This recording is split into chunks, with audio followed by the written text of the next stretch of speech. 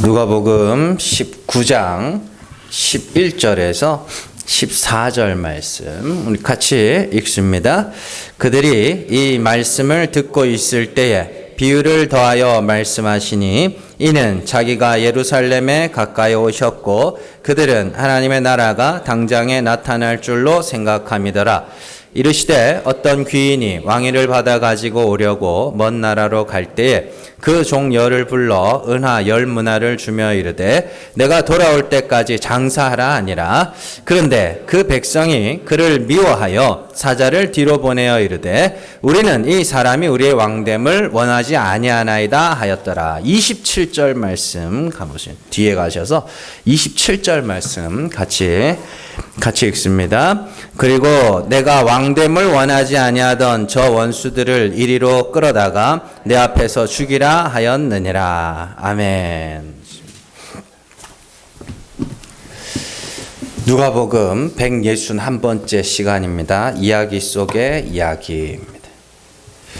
가끔 텔레비전이나 뉴스 이렇게 보면은 이렇게 흉악범들 나오는 것을 볼 수 있습니다. 그런 흉악범들의 기사를 볼 때마다 마음에는 순차적으로 몇 가지 생각이 듭니다. 첫 번째는 야 진짜 나쁜 놈이구나 누구나가 하는 그런 생각이죠. 야 저런 나쁜 놈이 있나 그런 생각이 듭니다. 그래서 그런 생각이 들다가 조금 시간이 지나면 저런 사람도 회개하고 예수를 주로 고백하면 구원 받을까?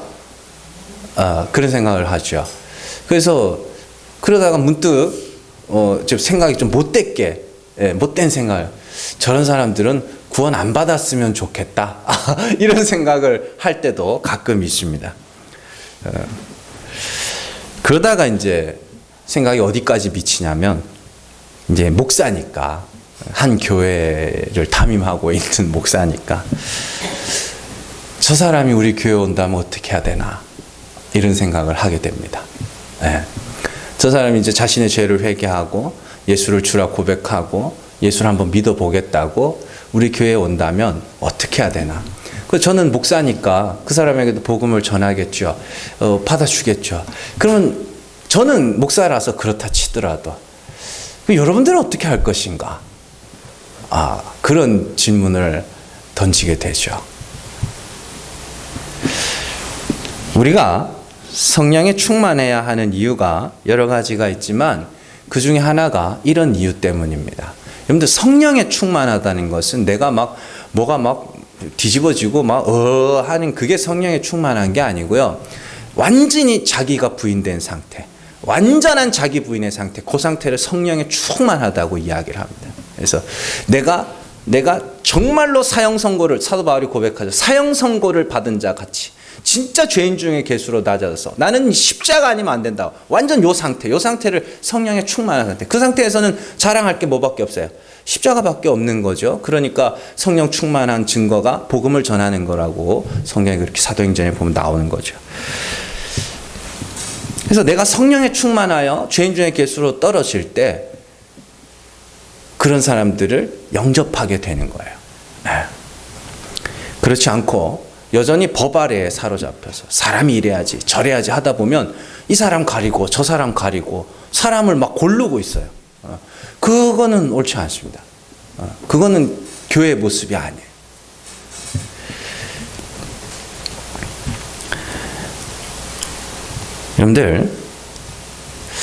여러분들이 서로 간에 어떻게 생각한다 할지라도 우리 교회는 하나님께서 참 은혜를 베풀어 주셔서 너무 순하신 분들, 너무 선한 사람들이 이렇게 모여 있어서 아직까지 그런 일은 없었습니다만은 사실 교회는요 누구든지 올 수 있습니다. 누구든지 올 수 있고 이걸 바꿔 말하면 어떤 사람이 올지 알 수 없다는 뜻이기도 합니다.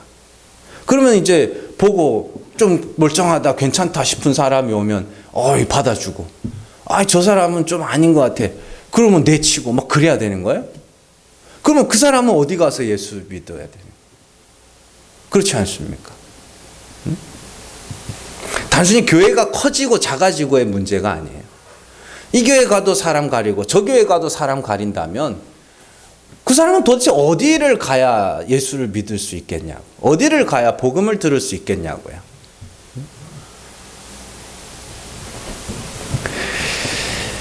여러분들, 그러니 항상 성령에 충만하셔야 됩니다. 항상 성령에 충만하셔서 나 같은 죄인을 살리신 하나님이 누구라도 살리실 수 있으신 분이심을 날마다 기억을 하셔야 됩니다. 사람을 외모로 판단하지 않으시는 하나님께서 우리 교회에 어떤 사람을 보내실지 모르니 누구든지 회개하고 예수 그리스도를 주라 고백하는 자가 온다면 그들을 영접할 수 있는 그런 준비가 우리 다 한 사람 한 사람이 되어 있어야 되는 것이죠. 오늘 말씀이 그런 내용을 담고 있는 말씀입니다. 성경에는요, 참 많은 비유들이 많이 나옵니다. 구약에도 비유가 많이 나오고, 또 특히 예수님 같은 경우에는 비유를 굉장히 자주 사용하셨고 잘 사용하셨죠. 문제는 비유라는 것이 올바로 해석되지 못하면 엉뚱한 결론에 이르게 된다는 것이죠. 예수님의 비유는 구원과 관련된 말씀들이 많기 때문에 예수님의 비유를 해석할 때는 굉장히 주의를 해서 해석을 할 수 있어야 됩니다. 그냥 대충 그냥 세상 살아가는 원리 정도로 이렇게 비유를 해석하면요, 큰일 날 수도 있는 겁니다. 여러분들 저기 신천지 같은 건 뭐 많이 해요? 옛날 예로부터 이단들이 뭘 많이 했냐면 비유풀이를 많이 했습니다. 비유풀이. 그래서 비유회가 이거는 뭘 상징하고 저거는 뭘 상징하고, 그러다가 이제 듣다 보면 성경을 해석하는 거거든요. 심지어는 왜 그런 비유풀이에 넘어가냐면 기존 교회가 그것도 안 해줬다는 소리예요. 그것도 안 해주니 그런 거에 넘어가는 거지.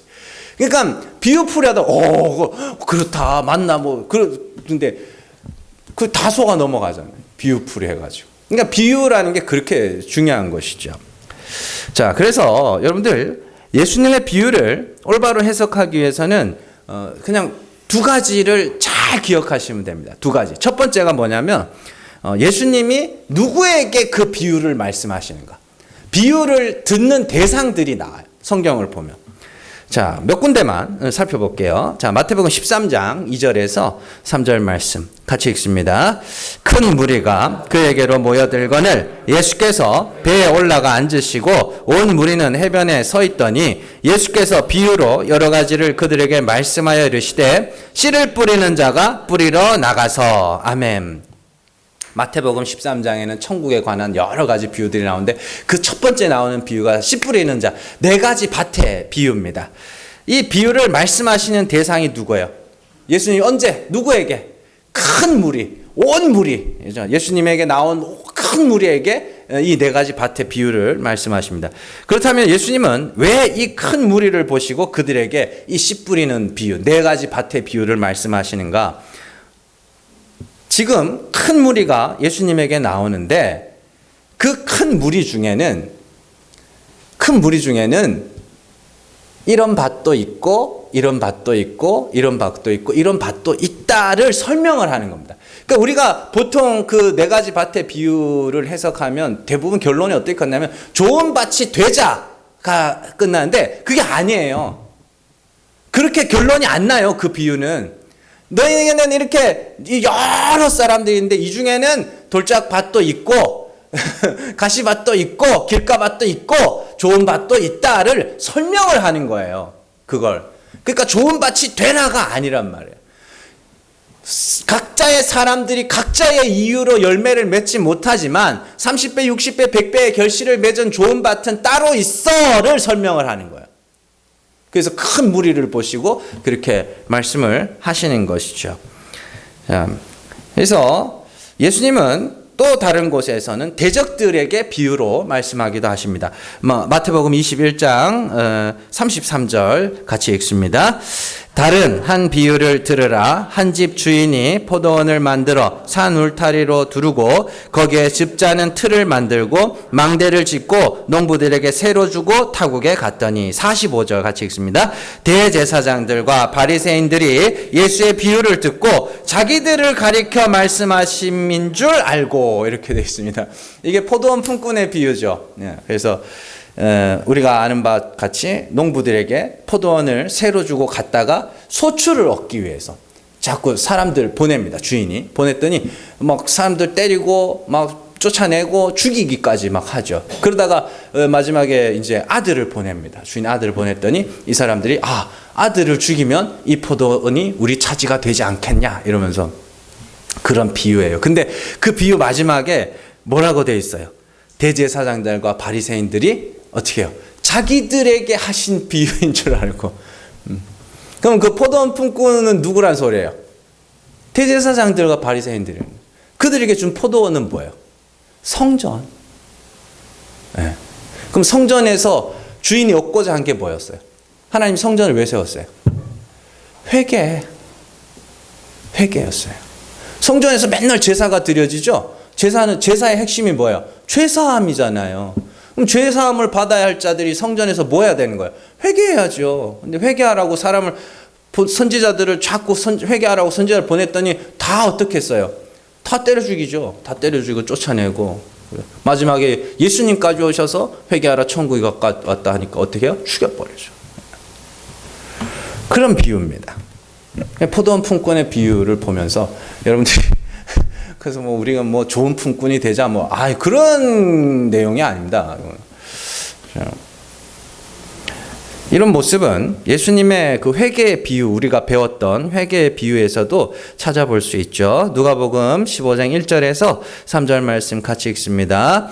모든 세리와 죄인들이 말씀을 들으러 가까이 나아오니 바리새인과 서기관들이 수군거려 이르되 이 사람이 죄인을 영접하고 음식을 같이 먹는다 하더라. 예수께서 그들에게 이 비유로 이르시되 아멘. 우리가 이거는 앞서 회개의 비유 5가지 배웠죠. 그 비유가 왜 어떻게 주어졌는지, 그리고 그 비유가 누구에게 주어졌는지 우리가 계속해서 살펴봤습니다. 이때 예수님이 왜 회개의 비유를 하게 되셨는지가 나오는데, 바리새인과 서기관들이 그죠? 세리와 죄인들을 영접하는 예수님을 보고 너희 선생은 왜 세리와 죄인들을 보고 저렇게 하냐, 그렇게 이야기를 한단 말이에요. 자, 여기서 그러자 예수님이 회개의 비유 5가지를 차차차차 이렇게 선언하시죠. 그러면 여기서 예수님 비유를 듣는 대상이 누구예요? 바리새인과 서기관, 또 세리와 죄인들이죠. 그래서 바리새인과 서기관들에게는 뭐예요? 너네가 지금 비난하고 정죄하는 이 세리와 죄인들, 나는 이 사람들을 위해서 왔어. 이 사람들이 내가 잃은 자야. 이 사람들이 천국 갈 자야. 이렇게 이야기를 하고, 세리와 죄인들을 향해서는 야, 사람들이 뭐라 그래도 기죽지 마라. 나는 너희를 위해서 왔다라고 위로를 하시는 그런 말씀인 것이죠. 그 5가지 비유 안에 그 내용들이 다 들어있었죠. 그래서 맨 마지막에 나오는 부자와 거지 나사로의 비유는 어떤 비유였어요? 그래서 거지 나사로가 누구예요? 세리와 죄인들. 왜 거지예요? 그들이 의가 없거든. 자기 의가 없고 죄밖에 없거든. 그래서 예수님이 죄를 사해 주셔야 구원받을 수 있는 자거든요. 근데 부자들은 바리새인들이었죠. 왜 부자였어요? 자기 의가 많아요. 한 게 많아. 행위가 많거든요. 그래서 그 4번째 비유인 불의한 청지기의 비유에 보면 바리새인들은 돈을 좋아하는 자들이라 이렇게 나오죠. 그들이 진짜로 돈을 좋아했어요? 이 돈이 아니란 말이에요. 자, 이처럼 비유를 해석할 때는 예수님이 누구에게 그 비유를 말씀하셨는지를 잘 알아야 됩니다. 그리고 2번째 고려해야 될 게 뭐냐? 어떤 상황에서 주어졌는가? 어떤 상황에서 주어졌는가? 이게 어떻게 보면 더 중요할 수도 있습니다. 예수님이 어떤 상황에서 비유의 말씀을 하셨는지를 알아야 그 비유를 올바로 해석할 수 있는 거죠. 우리가 앞서 부자 관리와의 대화에서 우리가 살펴본 내용이 있습니다. 그때 예수님이 아주 짧게 낙타와 바늘기에 대해서 비유로 말씀하시죠. 자, 누가복음 18장 24절에서 25절 말씀 같이 읽습니다. 예수께서 그를 보시고 이르시되 재물이 있는 자는 하나님의 나라에 들어가기가 얼마나 어려운지 낙타가 바늘기로 들어가는 것이 부자가 하나님의 나라에 들어가는 것보다 쉬우니라 하시니. 아멘. 자, 예수님은 부자가 천국에 들어가는 것은 낙타가 바늘기로 들어가는 것보다 어렵다. 비유예요. 비유. 그러면 이 비유를 하신 상황을 잘 봐야 누가 부자인지 알 거 아닙니까? 그죠? 자, 우리가 배운 대로 이 부자 관리는 어려서부터 율법을 잘 지켰다. 다 지켰다. 그렇게 이야기를 합니다. 물론 그가 돈이 많았을 수도 있어요. 돈이 많았을 수도 있지만, 그러나 예수님이 말씀하신 부자는 돈 많은 부자가 아니라 내가 어려서부터 율법을 다 지켰나이다 하는 그거예요. 그게 부자라고. 행위의 부자. 왜냐하면 부자가 예수님에게 처음 나와서 물었던 질문이 뭐예요? 내가 무엇을 하여야 영생을 얻으리까? 그 영생에 대한 질문을 했어요. 그러면 예수님이 그때 뭐라 그랬어요? 율법 지켜. 그러죠. 그랬더니 다 지켰습니다. 부자네. 부자네. 무슨 부자요? 많은 행위를 가진 부자.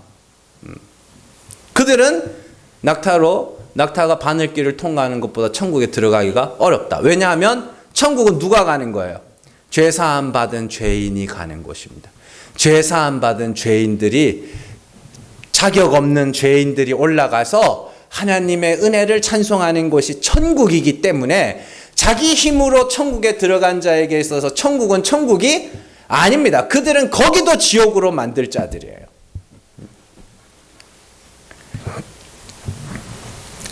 그래서 영생을 얻기 위해서는 돈을 가난한 사람들에게 다 나누어 주라는 소린가? 그런 이야기가 아닙니다. 재산을 팔아서 막 많은 사람들한테 기부하는 사람들은 다 천국 가야 되는 거예요?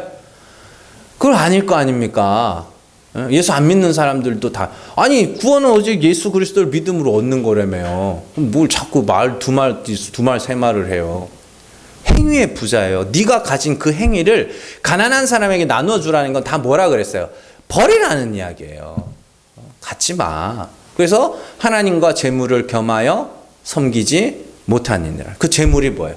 내 행위를 가지고 있고 육체의 자랑을 가지고 있는 자가 어떻게 하나님의 은혜만 찬송하겠냐고. 자, 그래서 이런 비유들도 그 상황을 잘 이해를 해야 정확하게 그 비유의 의미를 알 수 있죠. 또 다른 것 비유를 한번 볼게요. 자, 마태복음 22장 1절에서 3절 말씀 같이 읽습니다. 예수께서 다시 비유로 대답하여 이르시되 천국은 마치 자기 아들을 위하여 혼인잔치를 베푼 어떤 임금과 같으니 그 종들을 보내어 그 청한 사람들을 혼인잔치에 오라 하였더니 오기를 싫어하거늘. 아멘. 예수님의 이 비유는 혼인잔치의 비유로서 앞서 우리가 포도원 품꾼의 비유 살펴봤죠. 그 포도원 품꾼의 비유하고 붙어 있어요. 같은 비유예요. 앞서 21장에 나오는 포도원 품꾼의 비유를 살펴봤고, 거기 1절, 22장 1절에 보면 예수께서 다시 비유로 말씀하실 때 이렇게 돼 있죠. 다시. 같은 의미라는 거예요. 같은 비유라는 소리예요. 자, 이는 두 비유가 같은 의미라는 것을 알 수 있습니다. 그렇다면 이 비유는 어떤 상황에서 이 비유를 말씀하셨을까요? 예수님이. 그 21장 32절 말씀 같이 읽습니다. 요한이 의의 도로 너희에게 왔거늘 너희는 그를 믿지 아니하였으되 세리와 창녀는 믿었으며 너희는 이것을 보고도 끝내 뉘우쳐 믿지 아니하였도다. 아멘. 요한이 의의 도가 뭐예요? 회개하라 천국이 가까웠느니라. 요한이 의의 도로 왔는데, 자, 세리와 청년은 듣고 믿고 회개했다는 거예요. 근데 바리새인과 서기관들은 회개하지 않았다. 그러면서 이 비유를 드시는 거예요. 그러면 이 비유가 결국에 뭐에 대한 비유예요? 회개에 대한 비유예요. 혼인잔치에 청한다는 것은. 그래서 이런 상황에서 예수님은 혼인잔치의 비유를 말씀을 하시죠. 수많은 선지자들과 마지막 선지자인 세례 요한까지 와서 회개를 선포한 것이 사람들을 혼인잔치에 뭐 한 거예요? 청한 거예요. 회개하라, 천국이 가까웠다. 청한 거예요. 그러나 혼인잔치에 청함을 입은 자들이 어떻게 했어요? 각자의 이유로 다 청함을 거절을 하죠. 그래서 주인이 가서 선한 자나 악한 자나 모든 사람을 다 혼인잔치에 데려오려고 합니다. 그래서 혼인잔치에 참여한 자들이 누구? 세리와 창녀들. 왜요? 회개했거든. 죄를 사해준다고 하니 하나님 앞에 와서 회개했거든요. 그래서 이 비유가 어떻게 끝나냐? 마태복음 22장 14절 말씀 같이 읽습니다. 청함을 받은 자는 많되 택함을 입은 자는 적으니라. 아멘. 그럼 청함을 입은 자가 누구예요? 회개하라 천국이 가까웠다 하는 말을 들은 모든 사람들이 다 청함을 받은 자. 그런데 택함을 입은 자가 누구예요? 듣고 회개한 자. 이들이 택함을 입은 자. 그러니까 이게 성경이요, 여러분들 여러 가지 이야기를 하고 있는 것 같지만 사실 하나의 이야기를 하고 있어요. 하나의 이야기를. 자, 우리가 사도 바울이 그렇게 이야기를 하죠. 십자가의 도가 멸망받을 자들에게는 미련하고 어리석은 것이지만 부르심을 입은 자들에게는 하나님의 능력이 하나님의 지혜라고 이야기를 하죠. 그럼 그 부르심을 입은 자들이 누구예요? 하나님의 택하심을 입은 자들이죠. 그 택하심을 입은 자들이 어땠어요? 멸시받고 천하고 없음이요 뭐 이런 거. 그걸 다른 말로 하면 죄인이죠. 근데 복음서에서 똑같아요. 청함을 입은 자는 많되 택함을 입은 자는 적다. 그럼 누가 택함을 입은 자냐? 회개하라 천국이 가까웠다 할 때 자신의 죄를 고백하고 하나님 앞에 회개하는 자들, 그들이 택함을 입은 자들. 그러니까 내가 택함을 입었느냐? 난 하나님이 택하신 자인가? 안 택하신 자인가? 궁금해요? 여러분들 죄가 자꾸 여러분들 눈에 보이기 시작하면 그게 여러분들이 택하심을 입었다는 증거입니다. 그래서 십자가 아니면 안 되는구나. 정말 하나님 불쌍히 여겨주셔야 구원을 이루는구나. 구원에 자신 있다. 나는 자신 있다. 구원 받는 건 당연하고 가서 나는 금면류관 받을 거라. 뭐 이런. 그건 그들도 하나님이 택하시면 깨닫게 하시겠지만 그건 잘못된 거예요. 그건 택함을 입은 증거가 아니에요.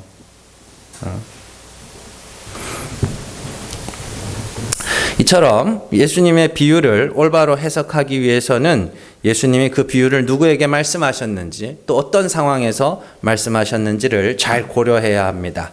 오늘 비유도 이런 구조 속에서 해석을 해야 되는 것이죠. 지금 예수님의 비유를 기록하기에 앞서서 굉장히 중요한 말 한 가지를 기록해 놓고 있습니다. 자, 19장이죠. 11절 말씀 첫 부분에 보시면 그들이 이 말씀을 듣고 있을 때에 비유를 더하여 말씀하시니 이렇게 돼 있죠. 그럼 우리가 지난 시간에 뭐 배웠어요? 삭개오에 대해서 배웠죠. 삭개오의 구원과 그의 변화에 대해서 배웠죠. 그럼 예수님의 이 비유는 뭐에 대한 비유예요? 그 삭개오에 대한 비유예요. 삭개오가 구원받는 그 일에 대한 비유라고요. 이해되시죠? 자, 그렇다면 이 비유를 듣고 있는 사람이 누구냐? 그 자리에 있는 삭개오하고 또 제자들이 있었겠죠? 그리고 7절 말씀 한번 보세요. 무사람이 보고 수군거려 이렇게 되죠. 거기서 무사람이 나오죠. 그러니까 지금 이 비유는 예수님이 삭개오와 제자들과 무사람들에게 하고 있는 비유입니다. 자, 그렇다면 예수님이 이 비유를 말씀하신 상황은 어떤 상황인가? 간단하죠. 삭개오는 예수님에게 영접하고 회개하고 그저 변화되고 구원 이 집에 이르렀다 하는 그런 받은 상태고, 제자들은 그걸 보고 있는 상태고, 무사람들은 뭐 하고 있어요? 예수님을 보고 저가 죄인을 영접한다고 그러고 있죠. 그러니까 이런 상황에서 주어진 비유라고요. 그러니까 이 비유 안에는 그 이야기들이 다, 그 등장인물들이 다 나와야 된다, 그런 이야기입니다. 이런 상황을 충분히 고려한 다음에 이 비유를 해석을 해야 됩니다. 특히 오늘 말씀이 좀 예수님의 비유 중에서는 굉장히 독특한 비유입니다. 왜냐하면 이야기 속에 또 다른 이야기가 들어있는 그런 비유예요. 내용이 이랬습니다. 내용이 어떤 귀인이 왕인을 받아오려고 먼 나라로 갑니다. 그런데 14절에 보시면 이 귀인이 왕이 되는 것이 싫어서 먼 나라에 사자를 보내어 이 사람이 왕 되는 것을 반대하는 그런 사람이 나오죠. 자, 그리고 27절에서 왕됨을 원하지 않는 원수들을 죽이라. 그게 하나의 이야기입니다. 그리고 그 이야기 안에 열 문화의 비유, 문화의 비유에 대한 그 이야기들이 나오죠. 자, 그래서 주인이 먼 길을 떠나면서 10명의 종들에게 각기 한 문화씩을 주면서 내가 돌아올 때까지 장사해라. 그랬더니 한 사람은 10문화를, 한 사람은 5문화를, 한 사람은 그냥 수건에 싸고 있다가 욕 들어먹는 그런 비유입니다. 그러니까 두 가지 이야기가 섞여 있는 그런 구조인 것이죠. 자, 이 비유를 오늘과 다음 주에 걸쳐서 살펴볼 건데, 오늘은 바깥 이야기, 처음에 살펴본 왕이 되기를 싫어하는 그 이야기를 먼저 살펴보려고 합니다. 자, 먼저 우리가 생각해야 할 것은 이 비유가 삭개오의 이야기 다음에 붙어 나오는 말씀이며, 이는 삭개오의 구원을 설명하기 위한 비유라는 것을 꼭 기억을 하셔야 됩니다. 그렇기 때문에 오늘 비유는 삭개오의 이야기와 서로 비교해 가면서 살펴봐야 되죠.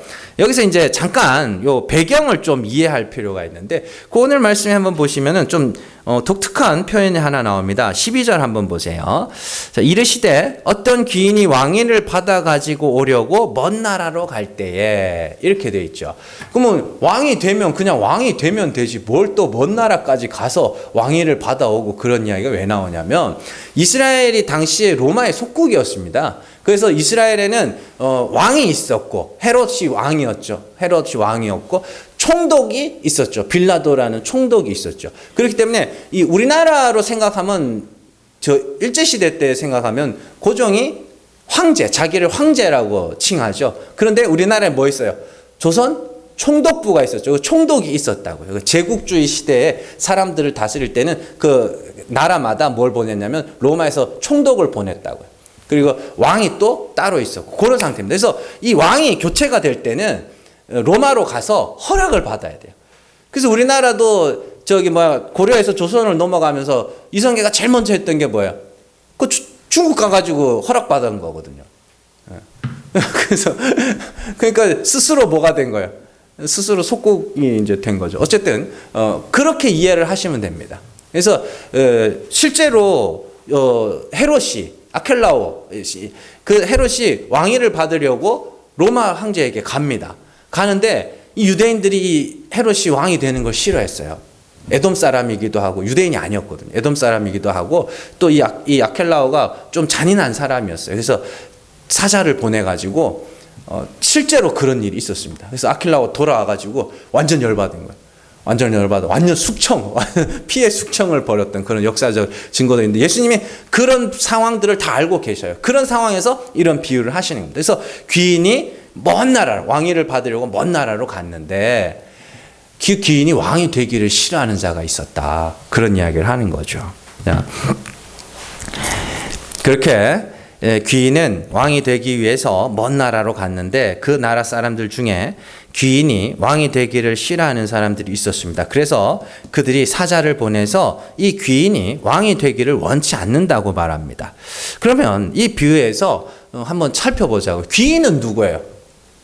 귀인은 예수 그리스도시죠. 귀인은 예수 그리스도예요. 자, 그렇다면 이 귀인이 왕이 되기를 싫어하는 사람은 누구예요? 에? 이들이 누구인지 알기 위해서는 삭개오의 이야기를 다시 살펴봐야 됩니다. 이 비유는 삭개오의 구원에 관한 이야기를 비유로 설명해 놓은 것이기 때문에 삭개오의 이야기 안에 분명히 예수님이 왕이 되기 싫어하는, 왕이 되는 것을 싫어하는 인물들이 나와요, 거기. 누가복음 19장 7절 말씀 같이 읽습니다. 무사람이 보고 수군거려 이르되 저가 죄인의 집에 유하러 들어갔도다 하더라. 아멘. 이들이에요, 이 사람들. 이 사람들이라. 세리장이었잖아요, 삭개오가. 그리고 예수님은, 삭개오는 유명한 죄인이었단 말이에요. 예수님이 그 죄인을 뭐하러 가요? 죄를 사하시고 구원하시러 가요. 그런데 사람들이 보고 뭐라 그래요? 수군거리면서 저 사람이 죄인을 영접한다. 똑같은 이야기가 부자와 거지 나사로의 그거 아닙니까? 우리가 아까 전에 봤지만 누가복음 15장에서 바리새인들과 서기관들이 뭐 했어요? 저 사람이 죄인을 영접하고 그들과 함께 식사 먹어요. 그래서 예수님이 그 마지막 비유를 뭐라 그래요? 바리새인들아, 너희가 부자가, 너희가 지옥에 갈 부자다. 똑같은 이야기예요. 계속 반복이에요. 그렇다면 왜 이 사람들은 예수님이 왕 되는 것을 싫어했는가? 그 사람들이 왜 죄인의 집에 유하러 들어갔다고 수군거렸냐면 어떻게 저런 죄인들이 구원을 받을 수 있느냐는 거예요. 어떻게 저런 나쁜 놈이 구원을 받을 수가 있느냐는 거예요.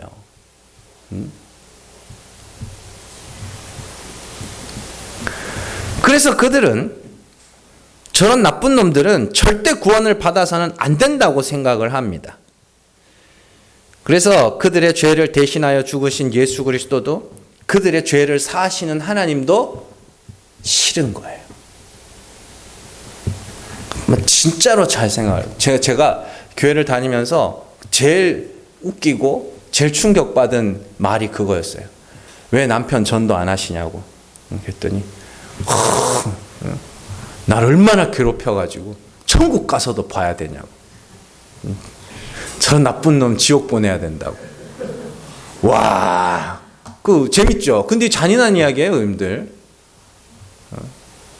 그게 자기도 모르는 사이에 예수께서 왕 되는 걸 싫어하는 거예요. 저런 나쁜 놈은 지옥에 보내야 되는데 왜 저런 걸 구원하시냐는 거지. 지금 무사람들이 그 이야기를 하고 있는 거예요. 그게 예수 그리스도가 왕 되심을 싫어하는 자들.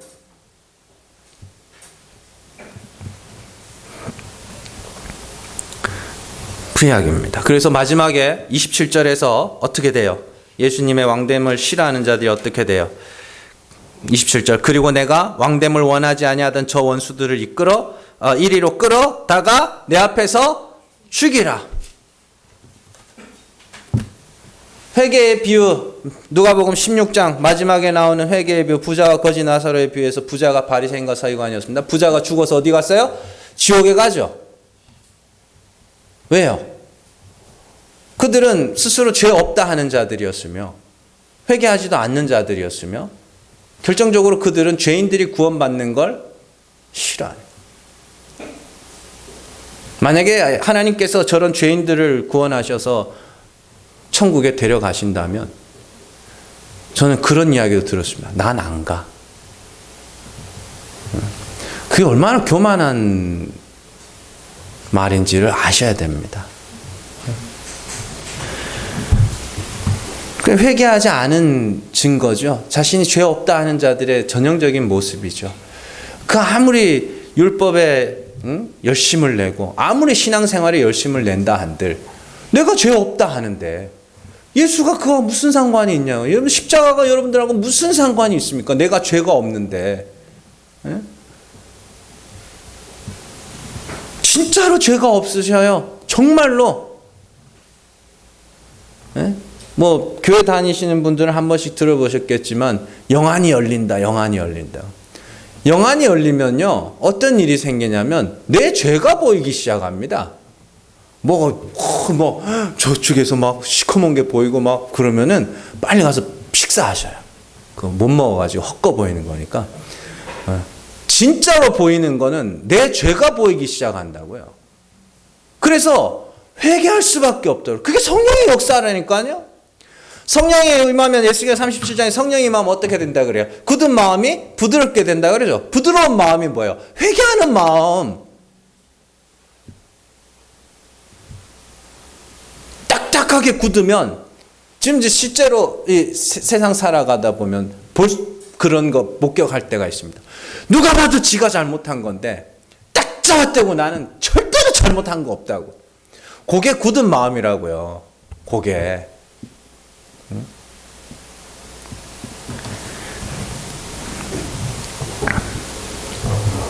성도는 착하게 살아서 구원받는 것이 아닙니다.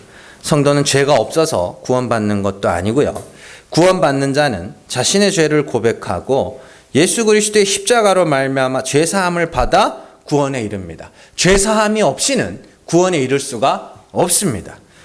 그런데 인간들은 죄인들을 싫어하고 죄인들을 향하여 가차없이 비난과 비판을 가합니다. 안 믿는 사람들은 그럴 수 있어요. 그러나 성도는 그러면 안 됩니다. 저 사람도 회개하고 예수 믿으면 구원받는다. 그 마음이 항상 여러분들 안에 있어야 됩니다. 그건 그 마음이 없다면, 그냥 비판과 손가락질해서 그냥 끝난다면 나 믿음 없어 하는 거랑 똑같은 거예요. 예수님의 왕 되는 걸 싫어하는 거라고요. 그게 진짜로 치졸한 건 뭐냐면 막 손가락질 해놓고는 자기가 정의로운 사람인 거죠. 그렇게 자기를 높이는 아주 치졸하고 더러운.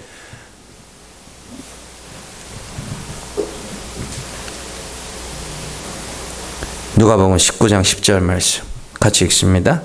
인자가 온 것은 잃어버린 자를 찾아 구원하려 함이니라. 아멘. 여기서 잃어버린 자가 누구였어요? 삭개오죠. 세리죠. 무사람이 죄인이라 손가락질하던 그 사람이죠. 그리고 자기 스스로도 자기가 죄인인지 너무나도 잘 알죠. 그래서 그는 예수 그리스도의 십자가 누구보다 필요한 자죠. 그가 잃어버린 자고 그가 택함을 입은 자라고요.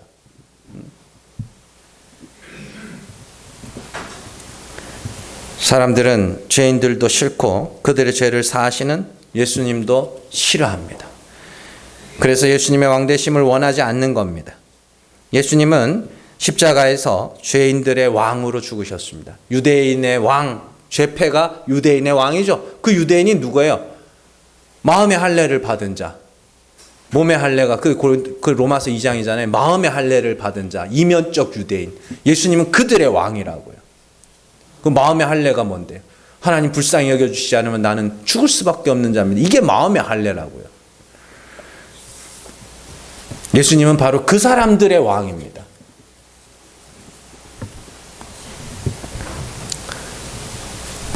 여러분들, 죄도 싫고 죄인도 싫어요.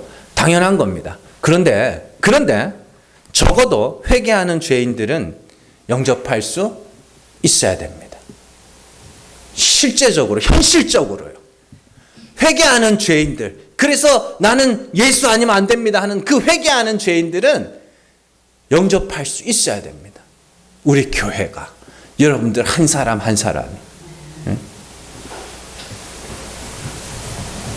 바리새인이나 서기관들이나 무사람과 같이 죄인들을 향해서 무조건적으로 비난만 할 것이 아니라 먼저는 내가 죄인임을 고백할 수 있어야 하며 동시에 자신의 죄를 회개하는 자들도 영접할 수 있어야 합니다. 죄 없는 자는 없습니다. 겉으로 드러난 죄가 없다 할지라도 그 마음에 있는 죄는 어떻게 할 수가 없다고요. 근데 하나님은 뭘 본대요? 외모를 보지 않는데 뭘 본대요? 마음을 보신대요. 그럼 어떡할 거냐고, 그거를. 그래서 성도는 자기를 살펴 자신의 죄를 보고 인정하고 자백하며 하나님의 긍휼을 부르짖는 회개의 과정을 통과해야 함과 동시에 누군가의 죄를 보면서도 싫지만 그럼에도 불구하고 그가 회개를 하고 그리스도를 주라 고백한다면 그들을 뭐예요? 영접할 수 있어야 하는 것이죠. 교회는 그렇게, 진짜 교회는 그렇게 발전되어 왔습니다. 진짜 교회는. 그 야고보서의 이야기잖아요. 야고보서에 보면 차별하지 말라 그러죠. 그 차별이 무슨 차별이었어요? 율법을 갖고 차별했다고요. 율법 행위를 많이 가진 자는 부자라 높은 자리에 앉으소서.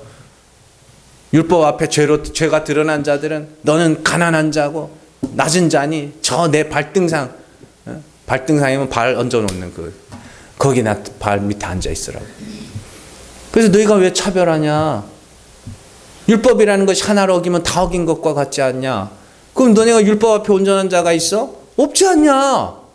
근데 왜 차별해? 그리스도를 믿는다고 하는 자들이 왜 그따구 차별해? 그러게 있냐? 그게 야고보서 2장의 내용 아닙니까? 그러니까 성경을 똑바로 안 해서 해석을 안 해주니까 자꾸 엉뚱한 소리만 하는 거예요. 돈 갖고 차별하는 이야기 아니란 말이에요, 그게. 그렇다고 돈 갖고 차별하는 게 잘한다는 것도 아니지만.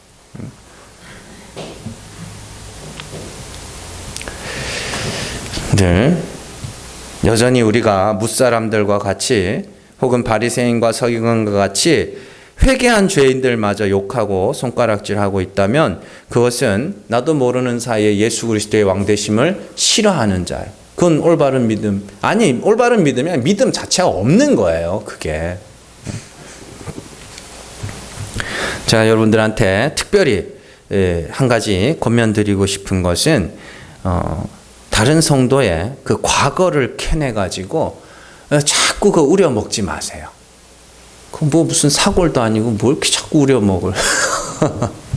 옛날에 있었던, 옛날에 어땠다 저땠다. 그냥 기억하지 마세요. 꺼내지도 마세요. 지금 그 성도는 회개했고 그리스도를 주라 고백한 하나님의 자녀입니다. 우리는 도리어 나의 죄를 보고 예수 그리스도의 왕되심을 인정하는 자들이며 그 과정을 겪는 사람들은 함부로 판단하고 함부로 비판하고 함부로 정죄할 수가 없습니다. 할 수가 하면 안 된다가 아니고 할 수가 없어요. 여러분들 안에 진짜로 성령의 역사를 따라 살아가고 있다면 하다가도 멈칫하게 됩니다. 내가 뭐라고. 어느 날 하나님이 우리를 찾아오셔서 진리의 빛을 비추심으로 우리의 죄를 드러내시고 보게 하시고 회개케 하셨다면 내 옆에 앉아있는 성도도 그 과정을 똑같이 겪고 이 자리에 앉아있는 겁니다. 그러니까 절대로 교만하지 마세요. 절대로 나는 저 사람보다 낫다 이런 생각하지 마세요. 그저 나는 예수 아니면 죽어야 될 죄인입니다. 그 마음 딱 지키고 그게 믿음을 지키는 거라고요. 나는 예수 아니면 아무것도 아닙니다. 그리고 누군가가 예수를 믿겠다고 한다면 그래 나도 죽은 죄인이고 너도 죽은 죄인이고 니나 내나 다를 것이 아무것도 없으니 그냥 우리를 구원하신 예수 그리스도와 하나님의 은혜만 같이 찬송합시다. 이게 서로를 영접하는 거라고. 꼭 기억하시고 정말로 내가 그러하듯이 저 사람도 하나님이 그리스도의 피로 죄를 씻으신 하나님의 아들임을 인정하며 서로를 영접할 수 있는 예수 그리스도를 왕으로 삼는 하나님의 백성들 되시기를 주님의 이름으로 축원합니다. 기도하겠습니다.